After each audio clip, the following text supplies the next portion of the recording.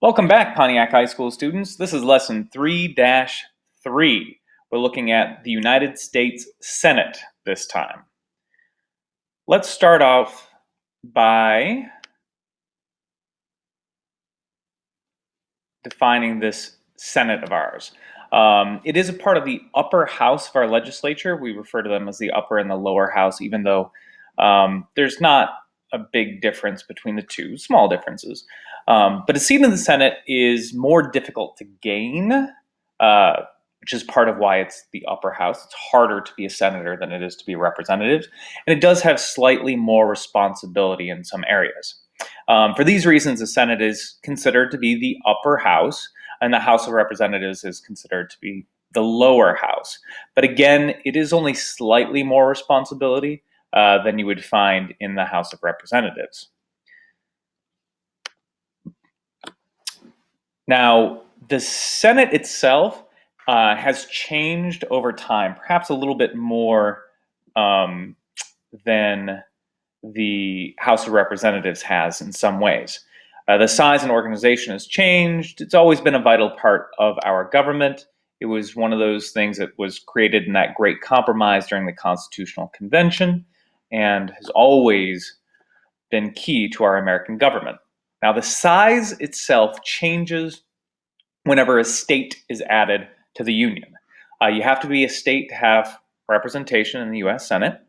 And every time we get a new state, we add senators for that state. Now, every single state in our union has exactly 2 senators. It does not matter how big your population is. So, big California has 2 senators. Teeny tiny, again, population-wise, Wyoming has 2 senators. It doesn't matter. Right now, we have 50 states in our union, which means that we have 100 senators. If or when Puerto Rico becomes the 51st state, we would have 102 senators. So it's not fixed at that 100 number, unlike the House of Representatives, which is now fixed at 435. Now, when it comes to elections, originally, senators were chosen by state legislatures. So the state legislature, so the Michigan legislature, the people who represent your community within the state of Michigan, would choose that senator. And then the senator would go and represent the state in Washington, D.C. But this system didn't work out very well. Senators used to actually buy their seat from the states. You'd have a lot of bribery and a lot of corruption problems with this. They would bribe a few key members of state legislatures to make sure that their vote went in their way, and then they'd get to go sit on the U.S. Senate. This takes away the choice from the people themselves. So in the 17th Amendment, we changed this system.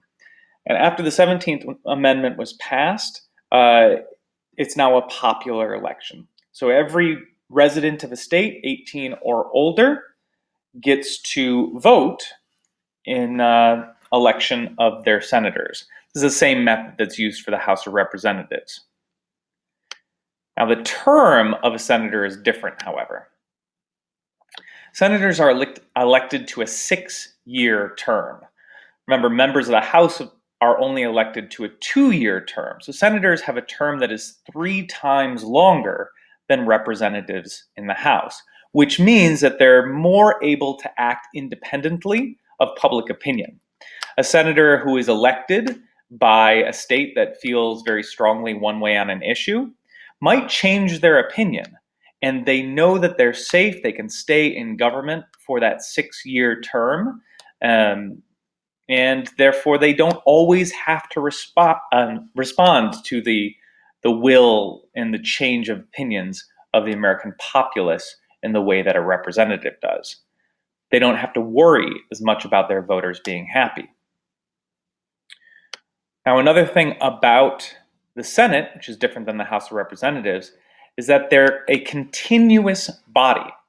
See, in the House of Representatives, every member has to win re-election in each congressional election. So all 435 are up for re-election every 2 years. But in the Senate, this is not the case.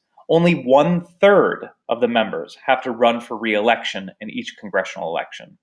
So in this last election, there were no senators in Michigan who were up for re-election because only 1/3 are running. That means every 2 years, you will either have one senator, and then 2 years later, you'll have a different senator, and then 2 years after that, no senators from your state are up for re-election. Now, after each election, 2/3 are, that means with each election, 2/3 of senators are guaranteed to keep their job. If we were to look at, again, this is the 112th Congress, so this is a little bit older, you might be able to see how this spreads out. And we have some states that are, consistently, regularly voting for Republicans are these solid red states. And then states that consistently, regularly vote for Democrats are our blue states. But you can have states like the ones in purple that sometimes veer toward Republican candidates and sometimes veer toward Democratic candidates that can split their vote and actually have one Republican and one Democrat in the U.S. Senate. Again, I should say this is fairly outdated. A number of these states now have 2 from the Republican Party or 2 from the Democrat, and some of them have flipped. But this is one example of how this lays out. You can also have independents. Bernie Sanders is still up here. He's an independent. This was Joe Lieberman. He's no longer there.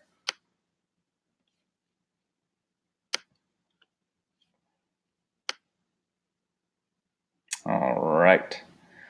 So continuous body. So let's look at the constituents. The senators have a larger constituency than members of the House. Constituency are those people who get to vote in their election. See, whereas representatives are elected just by the residents of their district, and a state can have several districts, like Michigan has 14 districts. Senators are elected by every resident of the state. So it's not like you have 2 senators and one represents the northern part of the state and one represents the southern part of the state. No.